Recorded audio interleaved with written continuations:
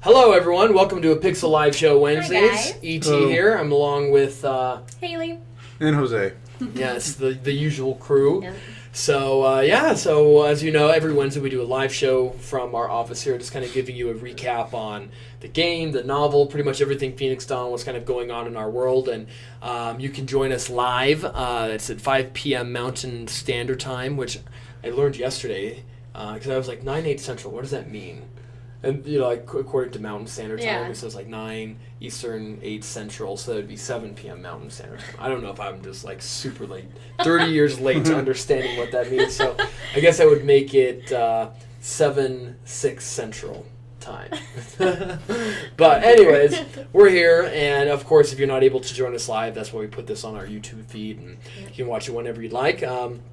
So, always a busy week, another busy week, so what were you up to this week? I started off the week with rigging, doing training videos through that, and rigging is pretty much adding the bones into the creatures or characters that I'm making. You put in individual bones, you make the joints, you got to make sure you place them correctly to where you want them to move. So you really have to focus and concentrate on how would this creature actually move realistically, and so you can really place those correctly to get the realistic type of movement. Yeah. So I started off my week doing that, and then now I've switched to sculpting today. So it's my first dip into sculpting using Moto, because previously I was using ZBrush. Yeah. So they're quite a bit different, so it's interesting to see the differences between the two. But Yeah, so you've now done modeling, sculpting, and rigging. yes. So your fave, why? What part of it's your favorite? What part's maybe not your favorite? Probably sculpting's my favorite. It's just a little more laid back. You can do what you want to do, just kind of let it come to you. The modeling is very tedious. It's just working with base polygons. The modeling is your very base unit, just the geometry, the base structure of the creature. So you have to get the polygons just right to make sure that your rigging and animating and sculpting turns out right. Yeah. So that's just very tedious, having to move every single point into position to make the sculpture the way it is. And then the rigging is kind of tedious, but a little better though. Yeah. But still the same thing, making sure they rotate the right way, so your arm's not bending the wrong way, that kind of a thing when you make it. Don't you have to So- give weight to the skin and Yes, stuff you like have that? to give weight to it so that when you move it, the things don't collapse upon itself and distort. So you have to weight certain areas of it to make sure when you move it, it stays in the correct form and everything. So a lot goes into it. Yes, and then it heads over to Jose. So what'd you end up doing this week, Jose? Doing UV maps, and I'm just hitting the tip of the iceberg on animation. You mind shutting that door? They're cleaning. You can hear the vacuum. Here comes the vacuum. Here comes the vacuum. Yes. UV maps, the bane and love of every 3D person's existence. So what is a UV map, and why are they important? So basically, what a UV map is it's kind of a blanket that goes around the model that Haley would create, and then what that UV map does is it allows me to apply paint and texture, or in layman's terms, like some definition, like scales or little ridges on the skin, wrinkles up here, something a little bit more than just the sculpt. It can apply to the whole wrapper, so to speak. Yeah, they're super important because it's kind of like skinning, like you were saying. It's Yes. like taking a 3D model and it's like peeling the skin off of it and then laying it flat, and that's kind of what you use to paint your textures on. And then you rewrap it, basically. Yep. And it can be a very complex and tedious process, but it's been around, I think, forever. But we were kind of looking at it because we don't like doing UV maps, as everyone else doesn't either. But there's a new thing called PTEX textures that we kind of got initially excited about. I know. Cause It would be amazing. It would be amazing because it didn't really have anything to do with UV maps, because making a UV map is so not relatable to anything in the real world. Yeah. But a PTEX texture, what those actually allow you to do is to paint on a 3D object like you would in the real life, like paint and that kind of stuff, without having to lay out all these maps around it. And the program that we're using actually can create them, Mari. And so like, oh, how wonderful. And then, when we started doing some research, we were kind of naive at the time. But PTEX textures are wonderful because they're not UV layout based. The only challenge is that PTEX textures, when you animate a model, has to be rendered every single frame. It has to basically calculate how that texture is moving across the surface. And so for animation, short films, movies, special effects, it really is fantastic. But for games, not so much, because obviously rendering every single texture in the scene, every frame, is incredibly intense. And so basically it's not supported for video games. And I think the only company that is experimenting with PTEX textures in games is LucasArts.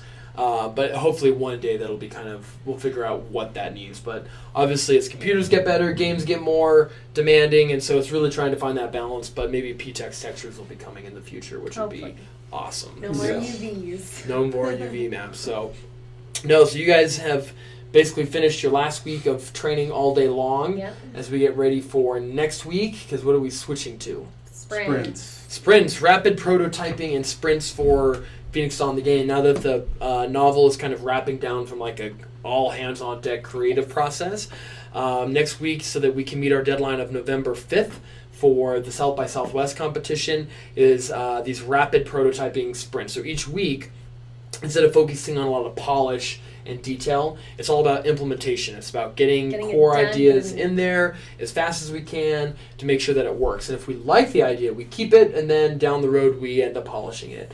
But we're starting a sprint phase next week all the way up through November. So any ideas what our first sprint's going to be? I don't know.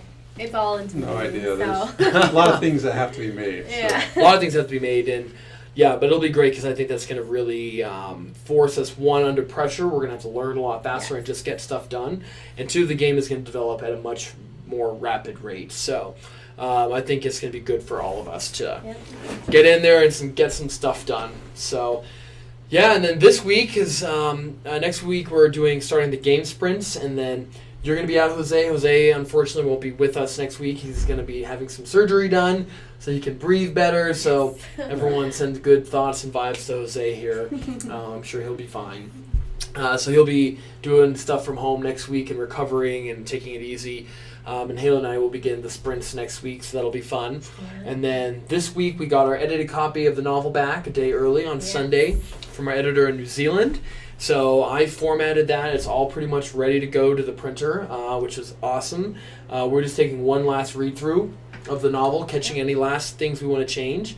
But that's pretty much set to go. The website's pretty much set to go. This week we got our pre-order system ready for the paperback, which they start on Friday. So we did our test orders. You put in your order, and you put in your order for your paperback copies just to see how everything connects and lines up. And we connected some systems to help us track shipping labels and all sorts of other complex things. So applied for our sales tax permit because it's like, oh my gosh, there's so much stuff you have to consider when you're ready to sell products. So copyright that we'll we got our copyright, got our Library of Congress control number. So we'll send a copy of Phoenix Dawn to the Library of Congress. So that's pretty cool. So this week that's pretty much ready to go. Tomorrow I just got a last couple tweaks on it, and then start getting some communication out to people about how the launch is going to go and the paperback copies and that kind of stuff.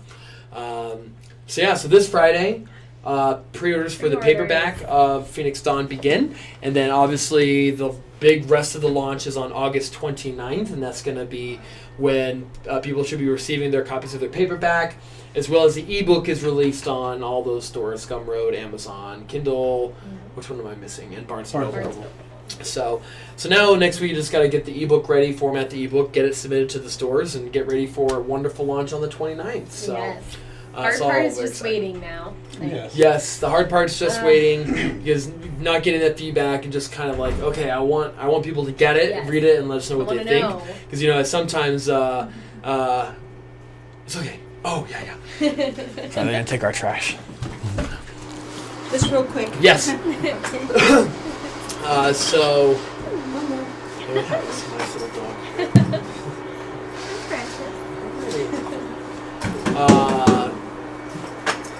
Excellent. Thank you. So yes, get that all ebook done next week and get our game sprints going, and we're ready to rock. Yep. Yes, and we got our first kind of, I guess, semi-real review from our editor, Audrey. She said, she's let us know that she's also editing 2 nonfictions right now, so she felt that editing a fiction book like Phoenix Sun was kind of a nice break for her. Yeah. And then she said, here is the edited manuscript. I think it's a great story with believable characters that the reader can relate to and lots of action. Never a dull moment. So it's nice always to get something like that. But as we know, family and friends may be a little biased. And, when you're paying someone, I hope it's true. And I think it is, but you never know. So it'll be good just to let people get the book out there, let people know. And if people like the story, then hopefully then that really shows that we're on the right course and that the game is going to be really great as well. So yep, exactly. That's kind of the hopes, dreams, and plans. So yes. All right. Anything else? Just help us spread the word, please. Spread the word. Get the book out there. Yes. We're very excited about it. So hopefully you all are too. And we are. It's been a labor of love for sure, and it's the first major step to Phoenix Dawn and kind of the franchise and the game and that kind of stuff. So it's really a very exciting step for us. So look out for emails and Twitter posts and all that kind of stuff this week when that is available, and updates on how you can get your copy and make it your own. And then, of course, join us every Wednesday, if you want to live chat with us, and we can talk about the book here soon with people and answer questions. So it's going to get exciting here really soon. So.